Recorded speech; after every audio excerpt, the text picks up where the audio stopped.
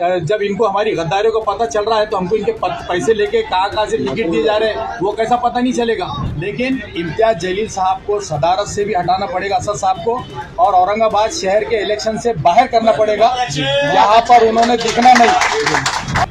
लेकिन फारूक शाब्दी साहब की तारीफ करेंगे कि उन्होंने वहाँ पर जाके संगठन में जान डाली, और वो जान डालने के बाद लोगों की कतार लग गई कि यहाँ पे 100 लोग आ गए मांगने के लिए बॉम्बे जैसी सिटी से। तो कहीं ना कहीं इम्तियाज जलील साहब की आंखों में खटका कि भाई 100 लोग आ गए, अब तो काफ़ी धंधा पानी हो सकता है। तो ये यहाँ से उड़े और वहाँ चले गए। वहाँ जाकर उन्होंने खुद इंटरव्यू लिए।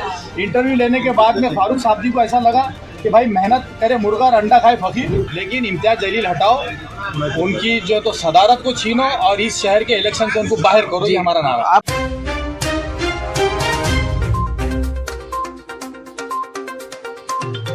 जी, आपने एमआईएम की जो प्रदेश अध्यक्ष थे उनकी फोटो जलाई है, क्या है सारा मामला? देखिए, ये इसलिए है कि इम्तियाज जलील साहब समझ रहे कि बिल्ली की तरह आंख बनकर दूध पिएंगे और कोई देखेगा नहीं।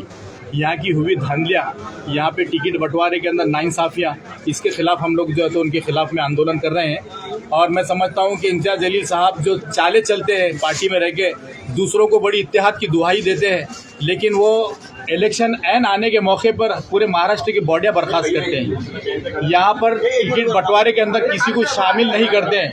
बड़ी बड़ी पार्टियों के अंदर जो है तो एक कोर कमेटी बनती है और वो डिसाइड करती है, लेकिन यहाँ पर एक बाप और बेटे की कोर कमेटी बनी है, वो डिसाइड कर रही है कि किसको टिकट दिया जाएगा और किसको टिकट नहीं दिया जाएगा। जी, उनका तो ये दावा था कि असदुद्दीन ओवैसी पूरा टिकट के बंटवारे का कर रहे हैं। देखिए, ये 100% बात इसलिए गलत है कि असदुद्दीन ओवैसी साहब नेशनल प्रेसिडेंट है, और नेशनल प्रेसिडेंट को नहीं पता होता है कि कौन सी गली के अंदर कौन सा कार्यकर्ता कितना सक्षम है और वो कितना मजबूत है। ये यहाँ की लोकल लीडरशिप को मालूम होता है कि भाई कौन सा कार्यकर्ता कितने साल से हमारे साथ में जुड़ा हुआ है और जो है तो ये काम करने के लायक है। उन्होंने क्या पहचानते हैं उसामा के काम को, उन्होंने क्या पहचानेंगे दूसरे जो पैराशूट लैंडिंग करवाई गई है टिकट के अंदर। हमारी पार्टी समीर राजूरकर के फ़ोन के ऊपर चल रही है, हमारी पार्टी विनोद पाटिल के फ़ोन पे चल रही है, हमारी पार्टी कमिश्नर के फ़ोन पे चल रही है, हमारी पार्टी जितेंद्र आव्हाड के फ़ोन पे चल रही है। ये क्या टिकट बांटने के लिए उनके फ़ोन आ रहे हैं, और हमारे ईमानदार, हमारे वफादार कारपोरेटर हो या कार्यकर्ता हो, उनको जो है तो बाजू करके जो है तो यहाँ पे टिकट का बंटवारा किया जा रहा है। जी, कहीं ना कहीं जितने भी पुरानी पार्षद हैं उनका टिकट कट करके नए लोगों को मौका दिया गया है। किस लिए? और ये इल्ज़ाम लगा के उन्होंने गद्दारी की, आप साबित नहीं कर सकते।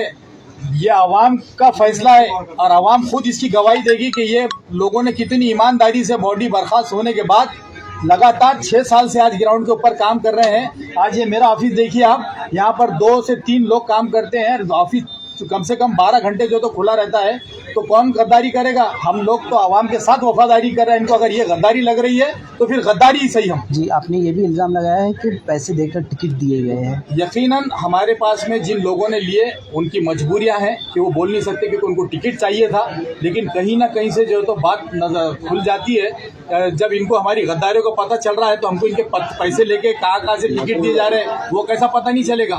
ये बताइए आप। जी, आगे का इकराम क्या रहेगा? देखिए, हमारा एक ही नारा है कि हम लोग मजलिस के थे, है और रहेंगे, लेकिन इम्तियाज जलील साहब को सदारत से भी हटाना पड़ेगा, असद साहब को, और औरंगाबाद शहर के इलेक्शन से बाहर करना पड़ेगा। यहाँ पर उन्होंने दिखना नहीं। और आज भी ये मौका है कि अगर पैराशूट लैंडिंग के जो उम्मीदवारों को बी फॉर्म दिए गए उनको सी फॉर्म देकर हमारे कट करके उनके टिकट जो है तो आज भी जो वफादार जो हमारे लोग हैं, एक कमेटी कायम की जाए। हमारे उलमाओं के आप कभी राय नहीं लेंगे, हमारे शहर के मुखलिस लोगों की राय नहीं लेंगे आप लोग, छोड़िए हटाइए, हम अगर हमारे को नहीं लिए, लेकिन आप बाप और बेटे मिलकर राय मशवरा करेंगे और पार्टी चलाएंगे तो ये चलने वाला नहीं है। जी, फारूक शाब्दी ने भी 2 मिनट ना, फारूक शाब्दी ने भी रेजिग्नेशन हुआ। देखिए, फारूक शाब्दी जब से बम्बई में गए थे उससे पहले संगठन वहाँ का बहुत कमज़ोर था, लेकिन फारूक शाब्दी साहब की तारीफ करेंगे कि उन्होंने वहाँ पर जाके संगठन में जान डाली, और वो जान डालने के बाद लोगों की कतार लग गई कि यहाँ पे 100 लोग आ गए मांगने के लिए बॉम्बे जैसी सिटी से। तो कहीं ना कहीं इम्तियाज जलील साहब की आंखों में खटका कि भाई 100 लोग आ गए, अब तो काफ़ी धंधा पानी हो सकता है। तो ये यहाँ से उड़े और वहाँ चले गए। वहाँ जाकर उन्होंने खुद इंटरव्यू लिए। इंटरव्यू लेने के बाद में फारूक शाब्दी को ऐसा लगा कि भाई मेहनत करे मुर्गा और अंडा खाए फकीर। तो इसलिए उन्होंने जो है तो सोच लिया कि यहाँ डिक्टेटरशिप का राज है, यहाँ पर हमारी चल नहीं रही है। सदर साहब को ये हर वक्त गुमराह करते हैं पता नहीं क्या उन्होंने गुट्टी पिला के रखे है। वो मैंने उनसे भी बात किया तो उन्होंने कहा इम्तियाज जलील साहब से बात करो। मैंने कहा उनसे सुनने को तैयार नहीं हो, तो आज हमको मजबूरन जो है तो ये कदम उठाना पड़ा, वरना हम कट्टर मजलिसी थे है और रहेंगे। और अभी क्या अभी सीधा दूसरे आपने पार्टी इल्जाम लगाया पैसों का, अभी आपने सीधा इल्जाम लगाया। जिस तरह उन्होंने हमारे पर गद्दारी का इल्जाम लगाया, उसी तरह हमने जो है तो उन लोगों से पूछकर जिन्होंने पैसे दिए उन्होंने तो इल्जाम लगाया, लेकिन जिन लोगों ने टिकट के लिए पैसे दिए उन्होंने आके हमको बोला कि भाई हमने ये फ्री में टिकट नहीं लिए, पैराशूट से हम ऐसे ही नहीं उतरे। जिन लोगों ने 11 साल मजलिस को गाली दी, जिन लोगों ने मजलिस के खिलाफ काम किया, जिन लोगों ने 11 साल में मजलिस का स्टेज का भी शेयर नहीं किया, वो लोग आज मजलिस के उम्मीदवार और जो मजलिस के लिए वफादार है, दिन और रात मेहनत करते हैं, लोगों की आवाम की खिदमत करते हैं, डेवलपमेंट के काम करते हैं, वो सारे के सारे बाहर हो गए। तो ये डिक्टेटरशिप इनकी नहीं चली जी। तो क्या अभी आप कोई दूसरी पार्टी में प्रवेश करेंगे आप नहीं, लोग, वो या फिर हमारा हमने और- आपको पहले बोले, मैंने आपको नारा दिया कि हम मजलिस के थे हैं रहेंगे, लेकिन इम्तियाज जलील हटाओ, उनकी जो तो सदारत को छीनो और इस शहर के इलेक्शन से उनको बाहर करो, ये हमारा नारा। आप ऐसे बोल रहे हैं, लेकिन आप दूसरी तरफ ये भी बता रहे हैं कि असदुद्दीन ओवैसी ने बताया है कि इम्तियाज जलील जैसा कह रहे हैं वैसा करो।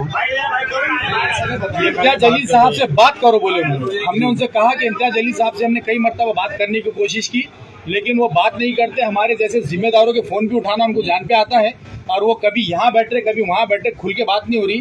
टिकट बंटवारे में कोई राय मशवरा नहीं हुआ, बाप बेटे ने फैसला किया और वो थोप दिया गया, ये हमारे को कबूल नहीं है। जी। तो क्या आप अपक्ष उम्मीदवार ही लेंगे आप लोग? देखिए, अभी इसके अंदर हमारे जितने भी मुखलिस जो लोग हकदार थे मजलिस के, जिनको टिकट दिए गए, उनके लिए काम करेंगे, और जो मजलिस में बाहर से एकदम अचानक प्रकट हुए हैं उनको गिराएंगे, और जो लोग अपक्ष के फॉर्म भरे जो कट्टर मजलिस या कल भी मजलिस में आ सकते हैं, तो हम उनके लिए जिताने के लिए पूरी जी जान से कोशिश करेंगे। जी। तो आप लोग जो एक्स नगर सेवक थे तो वो भी लड़ रहे हैं आज़ाद उम्मीदवार? देखिए, उसके अंदर से मैंने पहले नहीं लड़ने का फैसला किया था। मैंने सोचा था कि मैं पार्टी के लिए दिन और रात जो है तो जी जान से मेहनत करूंगा ज़्यादा सीटें जिताने के लिए। उसके बाद में हमारे और 2-3 कारपोरेटर हैं, लेकिन 8 से 9 कारपोरेटर हमारे लड़ना चाह रहे थे क्योंकि उनका ग्राउंड वर्क भी बहुत बेहतरीन था, लेकिन उनको भी इसलिए ख़त्म किया गया।